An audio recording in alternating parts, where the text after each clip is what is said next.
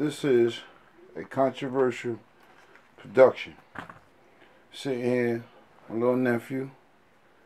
It's been tragedy in our family.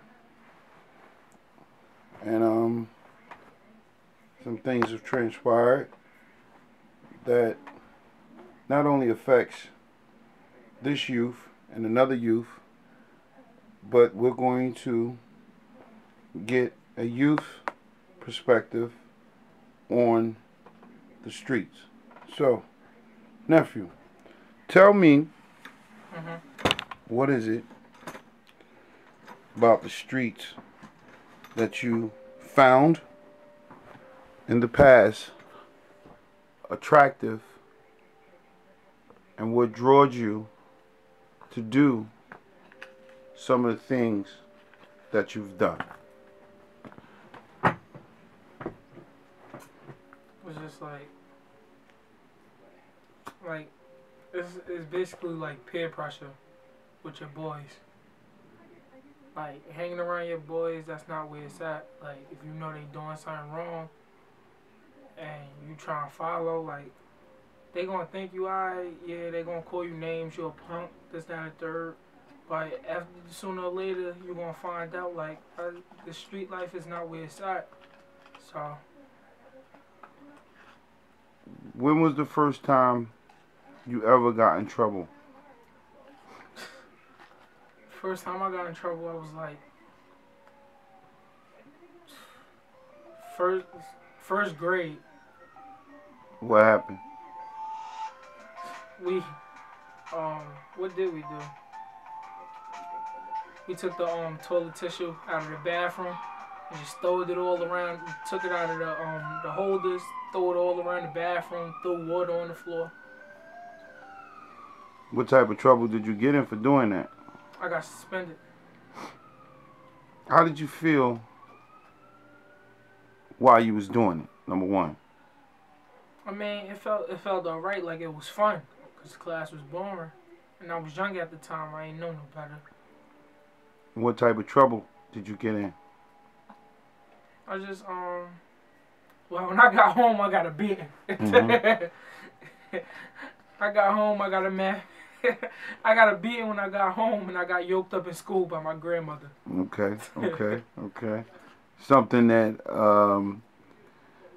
you know is not suggested in today's society, because the youth have found a way to use the system, which is DHS and DIFAS, to call on their parents, and the parents can be charged. Did that ever cross your mind to do some nut stuff like that? Yeah, it crossed my mind, but as you get older, you're gonna figure out like they doing it to protect you, not to hurt you. Okay. What was the next thing you did that got you in trouble?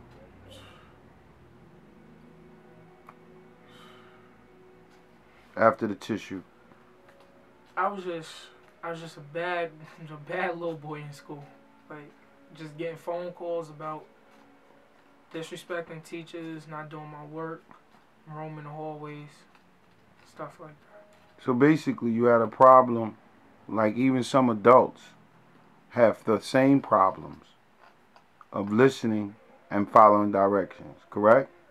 Correct. The peer pressure.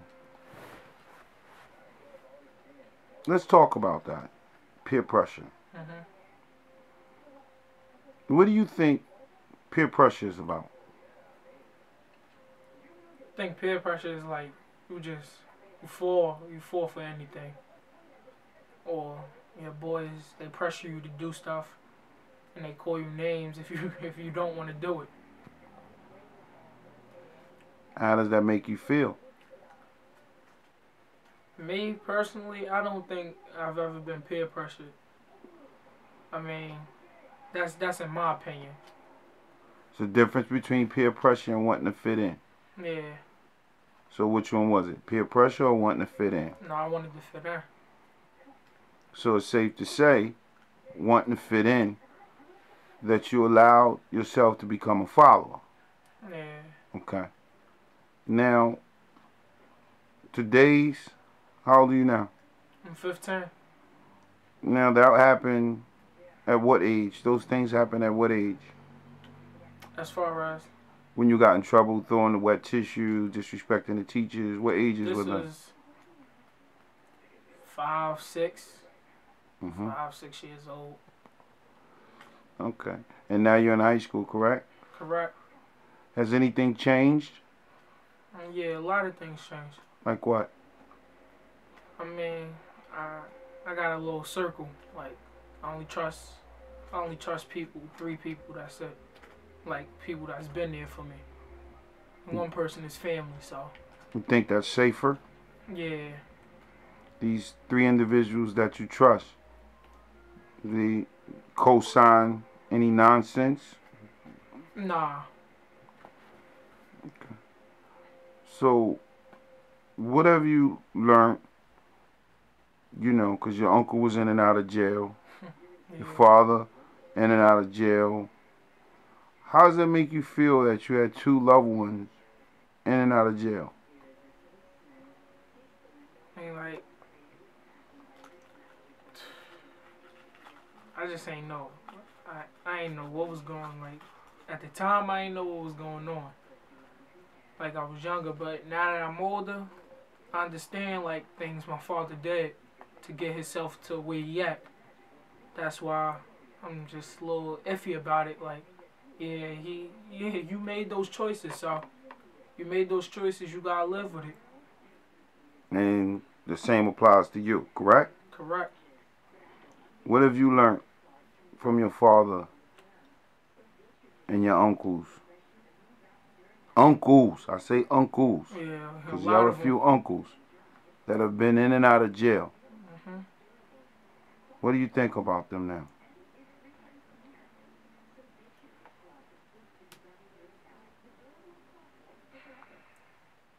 What do you mean, like? Do you think they wasted their time? Could they have done better? Do you think they went through the same things you went through? I think they probably went through the same things as me when I was younger. Just getting in trouble for simple stuff. But then it escalates. Getting it Mm-hmm. starting from simple stuff Mm-hmm. escalates to way bigger stuff. Mm-hmm. Mm-hmm. And what about your uncle that made a change in his life? In my mind, back, that's a good. He made a good turnaround, a very good one. From where I don't think I was born at the time, but still from what I've heard and what I've seen growing up, he's made a good turnaround. So, out of all the role models, male role models in your life today, Hmm. which one of the role male models stand out to you the most?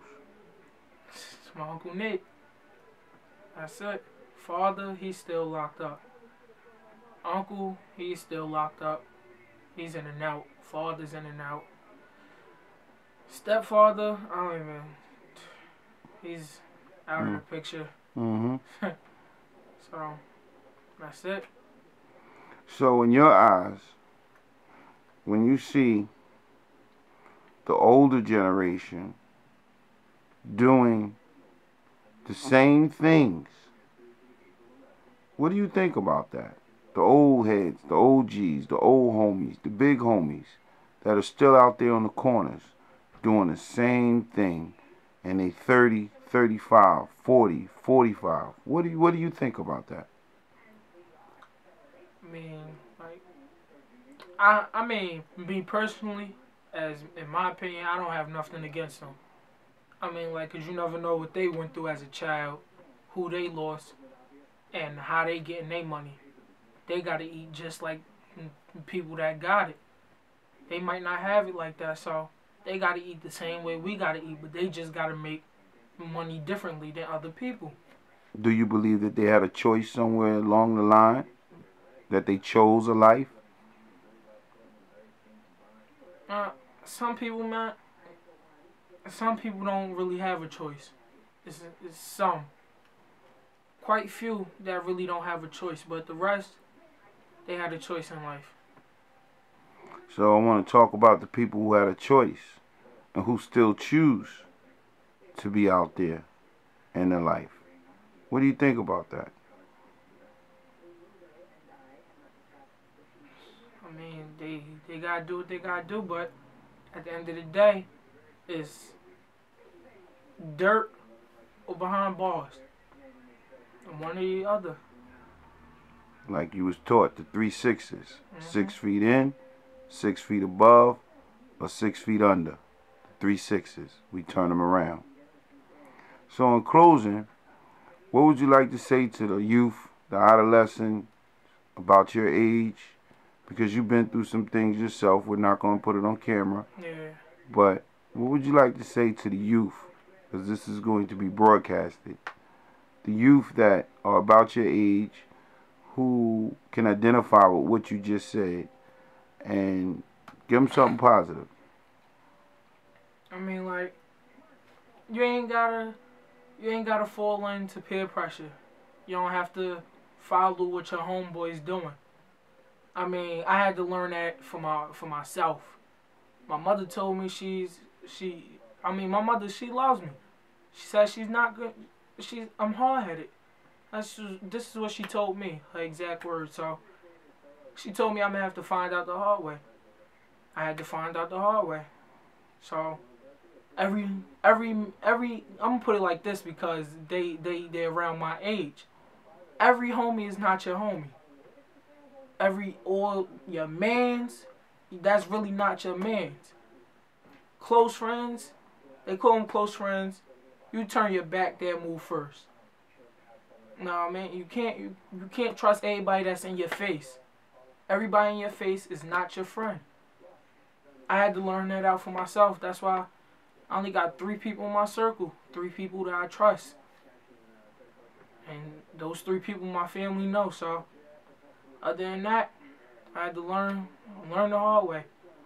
Being outside late at night disrespecting your parents, that's not where it's at.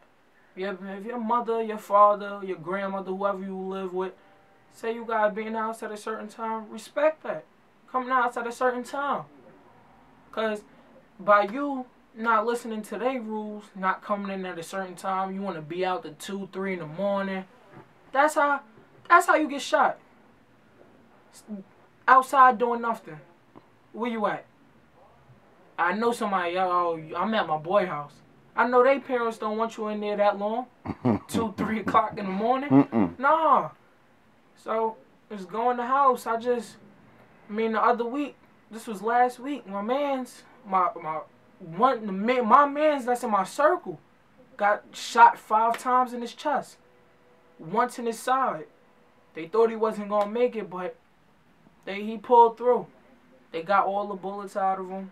Last bullet was 10 centimeters away from his heart. They had to do that. He had the immediate surgery. And I just left them coming from the store. Just left them.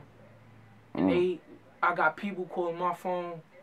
Oh, Akil just got shot. Akil just got shot. I couldn't believe it.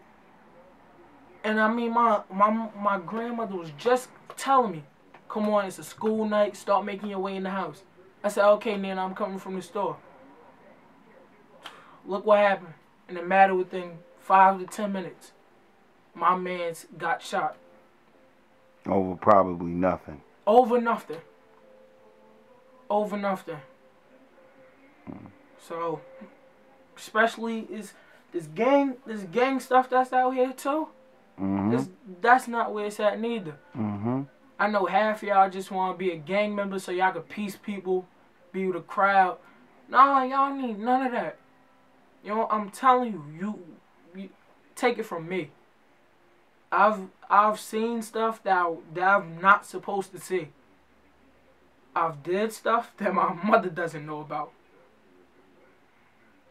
No, so it's safe to say that there's some changes coming about in your life as a direct result of not listening and following directions.